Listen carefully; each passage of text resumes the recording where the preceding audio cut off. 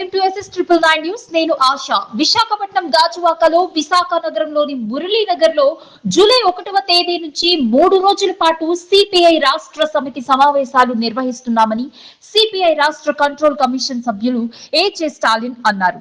గురువారం సిపిఐ నియోజకవర్గ సమితి గాజువాకలో మీడియా సమావేశం ఏర్పాటు చేసింది. ఈ సమావేశంలో స్టాలిన్ పాల్గొని మాట్లాడారు.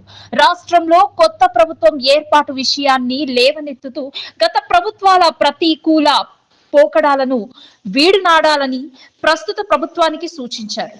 మతోన్మాద పార్టీ బీజేపీతో అంతకాండాన్ని స్టాలిన్ ఈ సందర్భంగా ఆక్షేపించారు. గత ప్రభుత్వం చేసిన తప్పులను ఎత్తి చూపారు. గత ప్రభుత్వం చేసిన తప్పులను ఈ ప్రభుత్వం చేయకుండా ప్రజలు ఆకాంక్షను నెరవేర్చాలని హితవు పలికారు.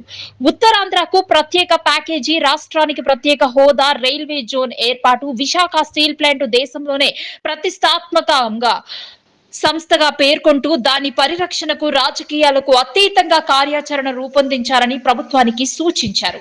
విశాఖ నగరంలోని ప్రతిష్టాత్మకంగా నిర్వహిస్తున్న సిపిఐ రాష్ట్ర సమితి సమావేశాలను విజయవంతం చేయాలని ప్రజలకు విజ్ఞప్తి చేశారు. గాజువాక నియోజకవర్గం సిపిఐ కార్యదర్శి కసిరెడ్డి సత్యనారాయణ మాట్లాడుతూ గత వైసీపీ ప్రభుత్వంలో ప్రస్తుత ఎన్డీఏ కూటమి అసంబద్ధ విధానాల మీద వెళితే ఆ పార్టీకి పట్టిన గతే పడుతుందని హెచ్చరించారు. ఈ సమావేశంలో పార్టీ నియోజకవర్గ సమితి సభ్యులు Eleti Srinivasarao, G Anand, P Durgarao, K Pothaiah, K Rajababu, K Achyutarao, Appari Vishnumurthy, మహిళా నేత కె వనజాక్షి పాల్గొన్నారు. ముఖ్యంగా కమ్యూనిస్టులుగా మేము మొదటి నుంచి కూడా 2019 నుంచి జగన్మోహన్ రెడ్డి గారి యొక్క విధానాలను వ్యతిరేకించాం. రెండవది 22 మంది పార్లమెంట్ సభ్యుల్ని, ముఖ్యంగా లోక్సభ సభ్యుల్ని ఆంధ్ర రాష్ట్ర ప్రజలు గెలిపించి వైసీపీ తరఫున పంపించినట్లయితే ఆయన ప్రత్యేక హోదా రాష్ట్రాన్ని సాధిస్తానని చెప్పి కేవలం 2019 నుంచి 2024 వరకు కూడా కేంద్రంలో ఉన్నటువంటి బీజేపీ ప్రభుత్వానికి అడుగులొత్తేటువంటి విధానాన్నే జగన్మోహన్ రెడ్డి కొనసాగించిన విషయం మనందరికీ కూడా తెలుసు. అందుకని రైతుల యొక్క ప్రజా వ్యతిరేకమైనటువంటి బిల్లు విషయంలో కానీ, మిగిలినటువంటి విషయాల్లో కానీ అన్నింటిలో కూడా ఆయన బీజేపీని సపోర్ట్ చేస్తూనే వచ్చాడు. అట్లాగే రాష్ట్రంలో కూడా ఏంటంటే ఆయన తీసుకున్నటువంటి విధానాలు కొన్ని విచ్ఛిన్నకరమైనటువంటి విధానాలు తప్ప, నిర్మాణాలను కూల్చివేయటం చేయటం ఇదన్నీ కూడా ఇట్లాంటివే తప్ప ప్రజా సమస్యల మీద సరైనటువంటి దృష్టిని కేంద్రీకరించలేదు. కనుక 2024 వరకు కూడా ఆయన ప్రజల యొక్క ఈ అనుకూలమైనటువంటి విధానాల్ని కొనసాగించకపోవటం వల్లనే, పరిపాలన కొనసాగించడం వల్లనే ఓటమి పాలై కేవలం 11 ఎమ్మెల్యే స్థానాలతో ఈ రాష్ట్రంలో వైసీపీ పార్టీ మిగిలిన విషయం మనందరికీ కూడా తెలుసు. కనుక ఈ పరిస్థితుల్లో ముఖ్యంగా మేము చంద్రబాబు నాయుడు గారిని కోరాం. 2014 నుంచి మీరు 2019 వరకు బీజేపీతో కలిసి ఉన్నారు, ఎన్డీఏలో ఉన్నారు. తర్వాత బీజేపీ విధానాలు బాగోలేదని చెప్పి బయటకు వచ్చారు. మరలా తిరిగి ఈ రాష్ట్రంలో బీజేపీకి ఏ రకమైనటువంటి అవకాశాన్ని కూడా ప్రజలు ఇవ్వట్లేదు. ఒక ఎమ్మెల్యే కానీ, ఒక ఎంపీ కానీ బీజేపీకి రాష్ట్రంలో లేనటువంటి పరిస్థితి ఉంది.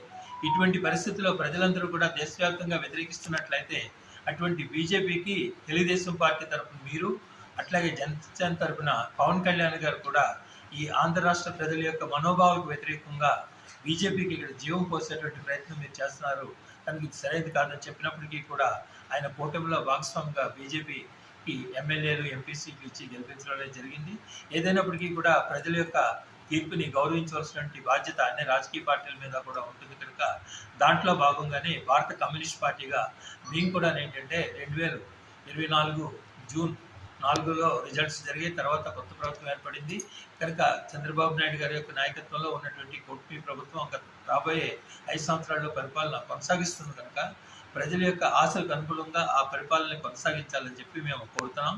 కనుక మాకు సిపిఐగా వచ్చేటప్పటికి ఎప్పుడైతే మరి తెలుగుదేశం పార్టీ ఆ విధంగా బీజేపీతో కలిసి ఉందో, అట్లాగే వైసీపీ కూడా బీజేపీకి అనుకూలమైనటువంటి వైఖరి తీసుకుందో, ఇటువంటి పరిస్థితుల్లో ఆంధ్ర ప్రజలకి రాజకీయపరమైనటువంటి విధానాలను తెలియచేయడం గురించి భారత కమ్యూనిస్ట్ పార్టీ అంటే సిపిఐ, సిపిఎం, అదేవిధంగా కాంగ్రెస్, ఆల్ ఇండియాలో కూడా ఇండియా అనేటువంటి ఒక కూటమిని పెట్టడం జరిగింది. కనుక ఆంధ్రాలో కూడా ఏంటంటే ఈ 3 పార్టీలు కలిసి మేము పోటీ చేసిన విషయం మీ అందరికీ కూడా తెలుసు. కనుక అయితే ప్రజలు ఆదరణ కూటమికి ఇచ్చిన విషయం కూడా మన అందరికీ కూడా తెలుసు.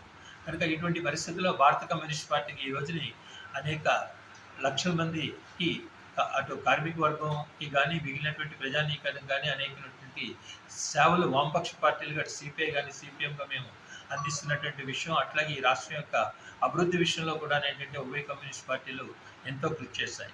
కనుక ఇప్పుడు మారినటువంటి రాజకీయ పరిస్థితుల్లో భారత కమ్యూనిస్టు పార్టీ యొక్క విధానాలు ఏ విధంగా ఉండాలి అనేటువంటి దాని మీద ఏంటంటే జూలై 1వ తేదీ 2వ తేదీ 3వ తేదీలో భారత కమ్యూనిస్ట్ పార్టీ రాష్ట్ర సమితి యొక్క సమావేశాలు విశాఖపట్నం మాధవదార్లో కూడా జరుగుతున్నాయి. ఆ విషయాన్ని తెలియజేసి ప్రజలకి యొక్క సహాయ సహకారాలు కూడా అందించాలనేటువంటి దాంతో, అలాగే ఈ పత్రికా విలేకరుల సమావేశం ద్వారా ఈ సమావేశాన్ని జయప్రదం చేయమని చెప్పేసి మేము విజ్ఞప్తి చేస్తున్నాం. ముఖ్యంగా ఏంటంటే చంద్రబాబు నాయుడు గారు కానీ పవన్ కళ్యాణ్ గారు కానీ, ఎందుకంటే ఆంధ్ర ప్రజల యొక్క అభిష్టం ఏంటనేది వాళ్ళకి తెలుసు. కానీ ఎప్పుడైతే రాష్ట్రం 2014లో విడిపోయిందో అప్పుడు ప్రత్యేక తరగతి హోదా రాష్ట్రానికి ఇస్తామని చెప్పి బీజేపీ కేంద్ర ప్రభుత్వం హామీ ఇచ్చింది. తర్వాత వచ్చినటువంటి బీజేపీ దాన్ని అమలు చేయాల్సిన అవసరం ఉంది. 10 సంవత్సరాలు గడిచినప్పటికీ కూడా కేంద్రం ఈ రోజు వరకు కూడా ప్రత్యేక తరగతి హోదా ఇవ్వలేదు. ప్రత్యేక తరగతి హోదా ఇస్తేనే ఈ రాష్ట్రంలో పరిశ్రమలు కూడా అభివృద్ధి చెందడానికి అవకాశం ఉంటుంది. నిరుద్యోగులుగా ఉన్నటువంటి నిరుద్యోగులకు అందరికీ కూడా ఏంటంటే ఉపాధి అవకాశాలు వచ్చేటువంటి అవకాశం ఉంటుంది. రెండోది ఏంటంటే మరి చంద్రబాబు నాయుడు గారు బీజేపీ యొక్క వైఖరి ఏంటనేటువంటి దానికి స్పష్టంగా తెలుసు. కనుక గత 3 సంవత్సరాల నుంచి కూడా ఎన్డీఏ ప్రభుత్వం తీసుకున్నటువంటి నిర్ణయానికి నిధుల్ని ఈ రోజున విస్మరిస్తుంది రాజకీయ పార్టీలు. ఏదైతే పరిపాలిస్తున్న వారి గతంలో 2014 తెలుగుదేశం ప్రభుత్వం వచ్చిన వెంటనే ప్రత్యేక హోదా కానీ, పోలవరం ప్రాజెక్టు కానీ, అలాగే రైల్వే జోన్, ఈ 3 కూడా నిబంధనల్లో చట్ట ప్రకారంగా రావాల్సినటువంటి, అది మానేసి 2014లో మా ప్యాకేజ్ ఇస్తే సరిపోతున్నారు చంద్రబాబు నాయుడు గారు. అందుకు దానికి వ్యతిరేకంగా ఓటేశారు ప్రజలు. ఇప్పుడు జగను అది రప్పిస్తాననేటువంటి పూర్తి చేస్తాననేటువంటి చేయలేదు కదా. పోలవరం ప్రాజెక్టులో ఉన్నటువంటి నిర్వస్తులకు ₹1 కూడా ఇవ్వలేదు. ₹1 నిర్వస్తులు పేద ప్రజల పట్ల, ఆదివాసుల పట్ల వీళ్ళు వ్యవహరిస్తున్న తీరు ఇది ప్రజా వ్యతిరేక విధానం. అందుకనే ఈరోజు జగన్మోహన్ రెడ్డి వైసీపీ పోవాలనేటువంటి ప్రజలు ఆలోచన చేశారు. ఇప్పటికైనా తెలుగుదేశం ప్రభుత్వం వచ్చింది కాబట్టి మీరు గతంలో ఏదైతే వాగ్దానాలు చేశారో, ఏదైతే చట్ట ప్రకారంగా ఉన్నటువంటి నిబంధనలు ఉన్నాయో దాన్ని అమలు జరపండి.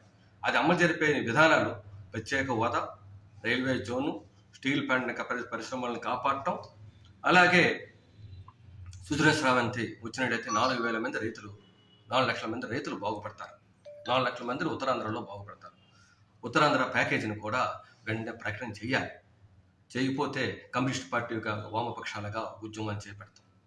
మేము ప్రజలను చైతన్యవంతులు చేయడానికే వామపక్ష రాజకీయ పార్టీలు అధికార పార్టీకి వ్యతిరేకంగా ఒక ప్రణాళికైనటువంటి నిబంధనలతో ముందు పోతాగా అనేటువంటిది అది తెలియపరచడానికే ఈ రోజున రాష్ట్ర కౌన్సిల్ ఇక్కడ పెట్టడం జరిగింది. రాష్ట్ర సమితి 1వ తారీఖు, 2వ తారీఖు, 3వ తారీఖు ఇక్కడ జరుగుతున్నటువంటి ఇవన్నీ కూడా విశ్లేషణ చేసి ఒక ప్రజా ఉద్యమాన్ని ఈ ప్రభుత్వాలకు కానీ, ప్రభుత్వం అనుసరిస్తున్న విధానాలకు కానీ తీసుకెళ్లాలని, అలాగే గతంలో ప్రభుత్వం ఏదైతే బిల్డింగ్లు కూల్చడం, కక్ష సాధింపులు చేసిందో అదే కక్ష సాధింపులు ఈ తెలుగుదేశం ప్రభుత్వం కూడా వచ్చిన వెంటనే ప్రారంభించింది. ఇది మంచి సాంప్రదాయం కాదు.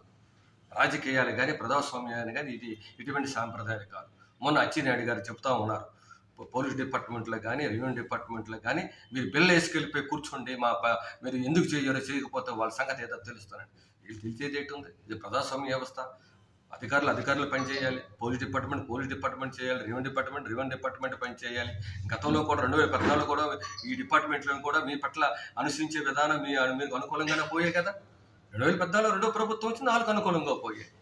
అందువల్ల ప్రభుత్వాలు మారినంత మాత్రానికి మీకు ఆఫీసర్ల మీద దాడులు చేయటం అనేది మంచి సాంప్రదాయం కాదు. ఇది కమ్యూనిస్ట్ పార్టీలో ఖండిస్తున్నాం. ప్రజాస్వామ్యాన్ని కాపాడాలి, అలాగే ఉన్నటువంటి వాగ్దానాలన్నింటిలో కూడా అమలు జరపాలి. ఇవి కూల్చే విధానాలు కూడా మేము వ్యతిరేకం. ముందు పాలనా విభాగంలో మీరు బుర్రపెట్టండి. ఏదైతే స్టీల్ ప్లాంట్ ఉందో, పరిశ్రమలు ఉన్నాయో ఈ ప్రైవేటీకరణ ఆపండి. అట్లాగే గనుల్లో పాటకెళ్ళమని చెప్తున్నారు. సబ్సిడీ ఎక్కడ ఇస్తున్నారు? టాటా రావులకల్లో లాగేస్తున్నారు. ఆ విధంగానే గనులు ఇవ్వాలి తప్పితే మీరు పాటకెళ్ళిపోతే మీరు సమస్యలు పరిష్కారం అయిపోతాయని చెప్పేసి ఈ రోజు కిషన్ రెడ్డి గారు చెప్తున్నారంటే ఈ రోజు వేదాలు అవలంబించడం ఉంది. ఇది కొంతకాలం ఆయన ప్రభుత్వంలో మెజార్టీ రాలేదు కాబట్టి ఆగింది. ప్రభుత్వంలో బీజేపీ ప్రభుత్వం రాలేదు కాబట్టి ఆగినంత మాత్రానికి వీరి విధానాలు పోనట్టు కాదు. ఇది ఎప్పుడైనా విశ్వమెత్తినటువంటి పాము లాంటిది బీజేపీ యొక్క ప్రభుత్వం. అది ఎప్పటికైనా పడగెత్తచ్చు. ఆ పడగన కాపాడవలసినటువంటి పరిస్థితి నుంచి ఈ రోజున తెలుగుదేశం జనసేన మీద ఉంది. దీని యొక్క విధానాల మీద మీరు కూడా స్పష్ట చేయాలి. స్పష్ట చేయకంటనా 24 గంటలు పోయి వాళ్ళు ఇక్కడ ఓటేయమంటే అక్కడ వేయడానికి పరిగెడితే జగన్మోహన్ రెడ్డికి ఏదైతే పరిణామాలు జరిగాయో అదే పరిణామాలు మళ్ళీ రాబోయే ఎలక్షన్లో మీకు కూడా జరుగుతుంది. అందువల్ల బీజేపీ విధానాలు ఏదైతే కేంద్రంలో అనుభవిస్తుందో దానికి వ్యతిరేకంగా ఆంధ్ర రాష్ట్రానికి ఏదైతే రావాలో ప్యాకేజీలు అవన్నీ కూడా మీరు ప్రత్యేక హోదా కానీ, పోలవరం ప్రాజెక్టు కానీ, సుజనా సుధామతి కానీ, అలాగే ఉత్తరాంధ్ర ప్యాకేజీ కానీ ఇవన్నీ కూడా రప్పించడానికి మీరు కృషి చేయాలి. దానికి వామపక్షాలుగా కమ్యూనిస్టుల పార్టీగా మేము సపోర్ట్ చేస్తాం. ఏదైతే ప్రజా వ్యతిరేకలు ఉన్నదో దానికి మాత్రమే వ్యతిరేకిస్తుందని చెప్తే రాష్ట్రంలో వచ్చినటువంటి అనుకూలమైన విధానాలన్నీ కూడా వామపక్షాలుగా కమ్యూనిస్ట్ పార్టీగా మేము పూర్తి సపోర్ట్